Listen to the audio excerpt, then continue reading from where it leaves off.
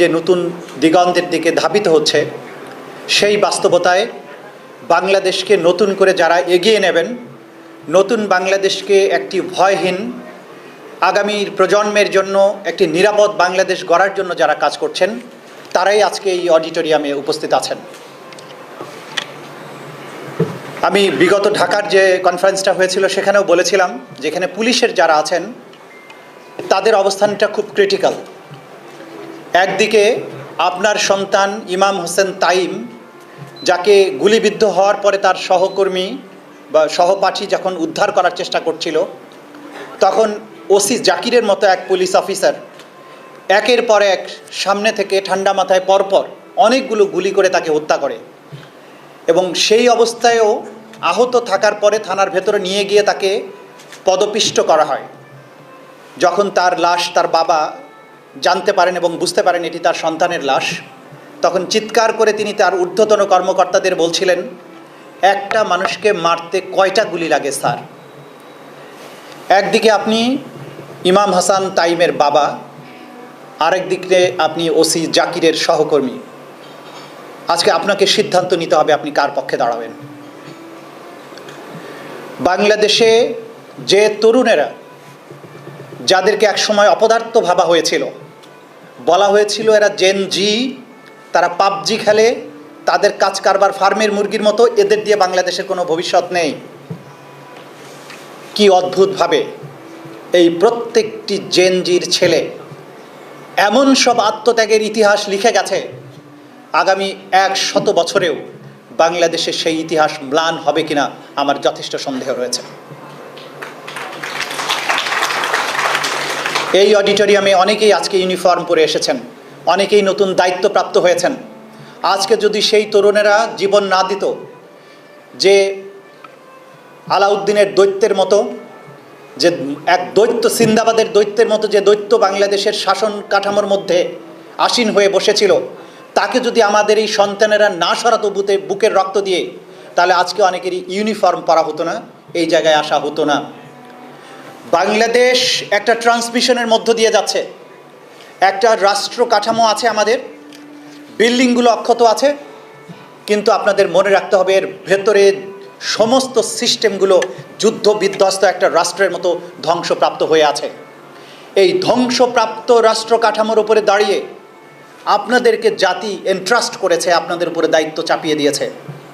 এই জায়গায় একটা রাষ্ট্র যখন ট্রান্সফরমেশনের মধ্য দিয়ে যায়, সেই সময় প্রত্যেক অফিসারকে দায়িত্বশীল এবং প্রোঅ্যাক্টিভ ভূমিকা পালন করতে হবে। আপনি যদি গতানুগতিকভাবে আগের মতো 10টা 5টা শুধু অফিস করেন, সুটেড বুটেড হয়ে যান, আটদালিকে চায়ের জন্য অর্ডার করেন, সন্ধ্যাবেলা বাসায় ফেরেন, বিকালে গল্ফ খেলতে যান, তাহলে এই বাংলাদেশকে আমরা ধরে রাখতে পারবো না।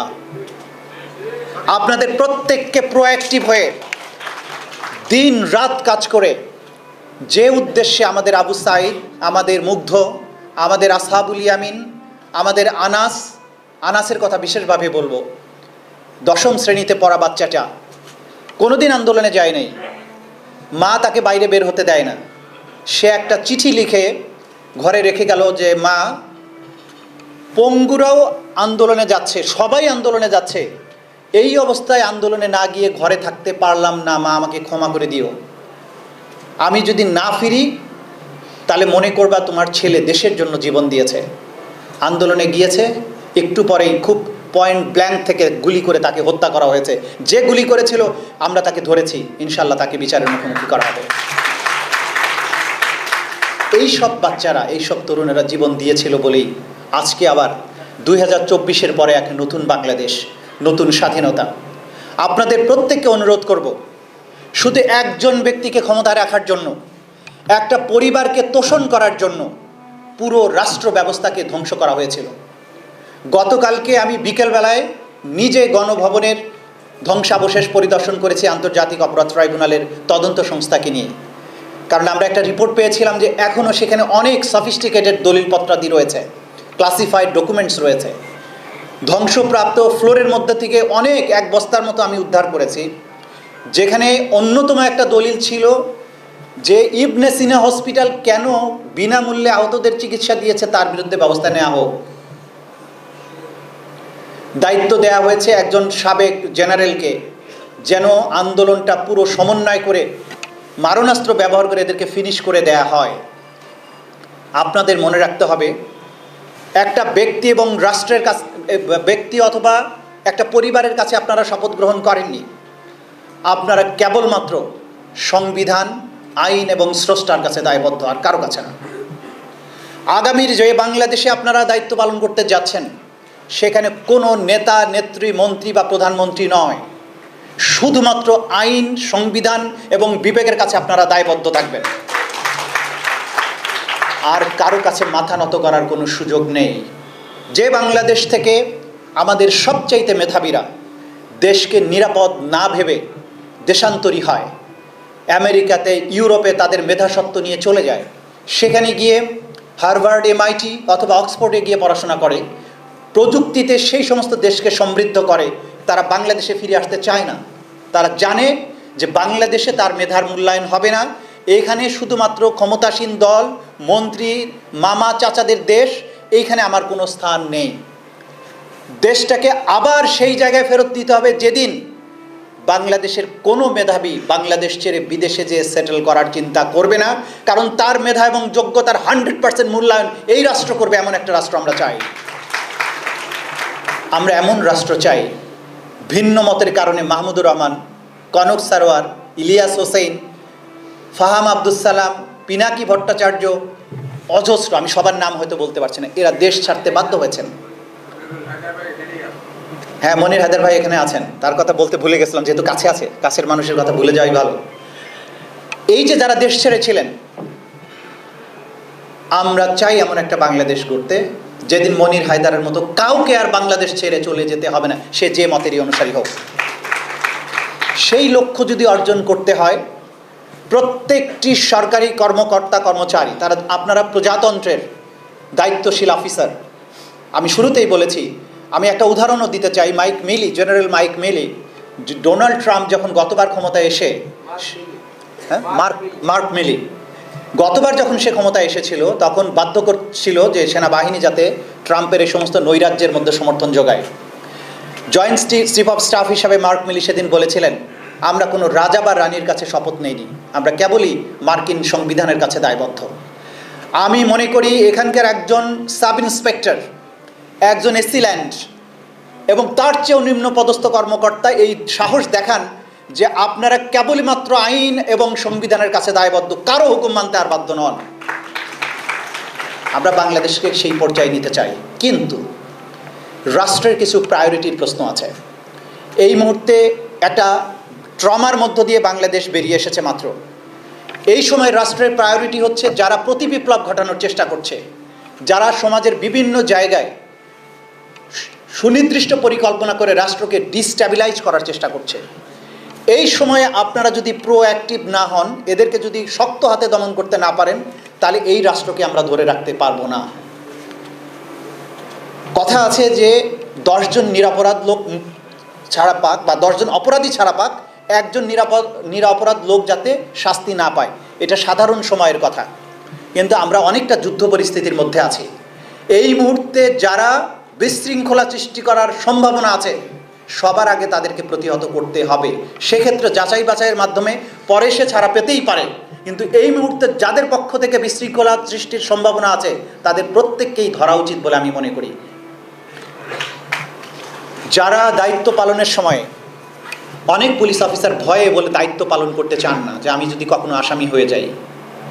আমি আন্তর্জাতিক অপরাধ ট্রাইব্যুনালের চিফ প্রসিকিউটর হিসেবে আপনাদেরকে একটা আশ্বাস দিতে চাই, বিগত 5 মাসে, আমরা দায়িত্ব নেওয়ার পরে 5 মাস, আমরা মাত্র 124 জন ব্যক্তির বিরুদ্ধে গ্রেপ্তারি পরোয়ানা জারি করেছি, যার মধ্যে মাত্র 60 জনের মতো পুলিশ।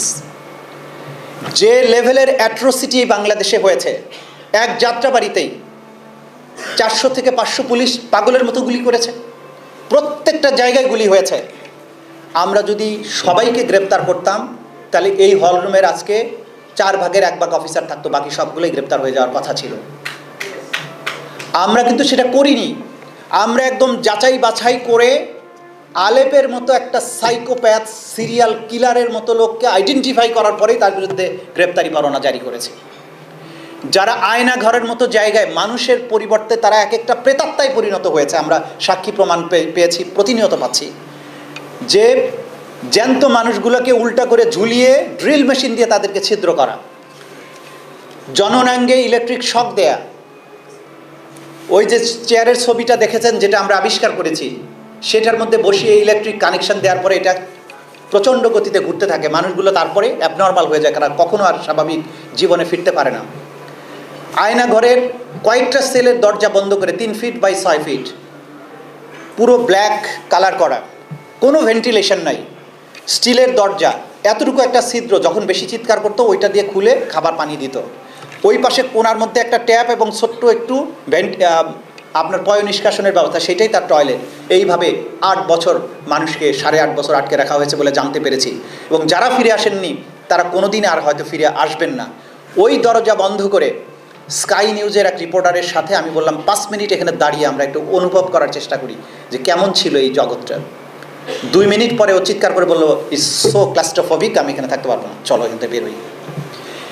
এইভাবে একটি স্বাধীন রাষ্ট্র, সেই রাষ্ট্রকে যেসব দৈত্য দানবেরা আমাদের সন্তানদেরকে বছরের পর বছর সেভাবে আয়নাঘরে আটকে রেখেছে, তাদের কি বিচার হওয়া উচিত নয়?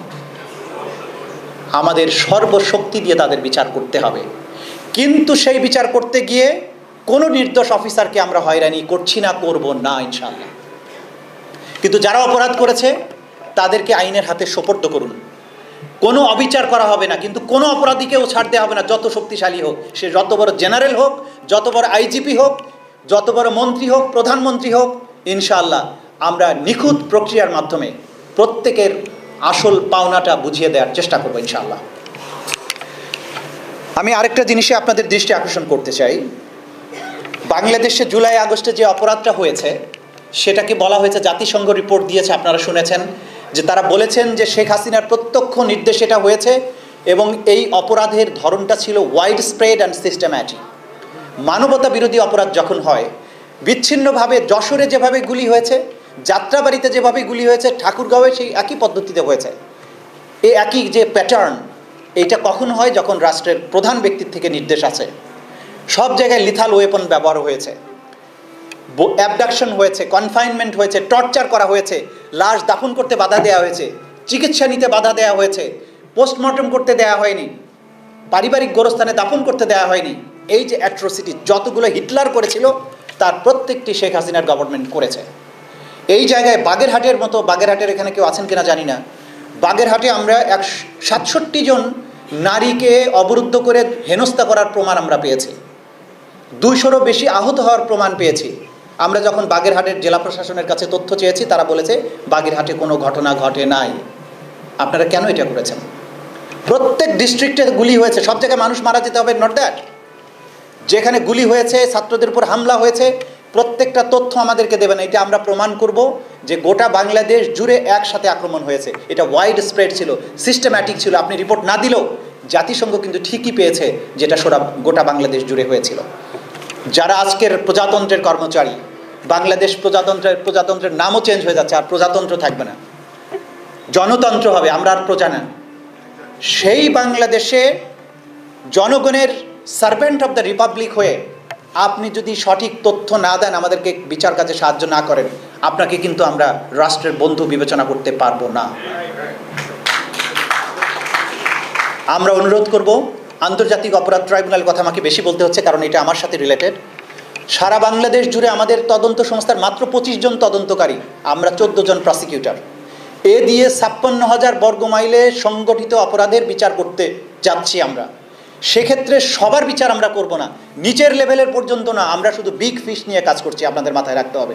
টপ কমান্ডার যার কারণে এটা ঘটেছে, অপরাধের উৎস যেটা, সেটা আমরা চিরদিনের জন্য বন্ধ করতে চাই এবং সেটা আমরা করব। সে কারণে আমাদের তদন্ত সংস্থা, আমাদের প্রসিকিউটররা বাংলাদেশের বিভিন্ন জায়গায় যাচ্ছেন, প্রশাসনের এখানে যারা উপস্থিত আছেন সবার কাছে বিনীত অনুরোধ, আমাদের প্রত্যেককে যথাযথ সহযোগিতা দিয়ে সাহায্য করবেন।